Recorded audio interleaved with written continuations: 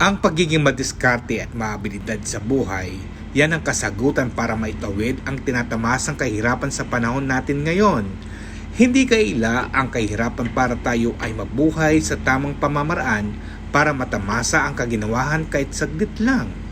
Ang matugunan ang pangangailangan natin at sa ating pamilya. Kung hindi mo kaya ang trabahong mabibigat at hindi mo nakasanayan, pwede nating gamitin at paganahin ang tamang diskarte at abilidad sa pamamagitan ng pagtitinda ng kung ano-anong pagkain, mga kagamitan na pangunahing pangangailangan ng mga tao. Mag-online selling ka o pwede kang mag-vlogs na katulad ng aking ginagawa kong sideline. Sa totoo lang, sa karamihan sa atin ngayon ay nawiwili na sa pagbablog.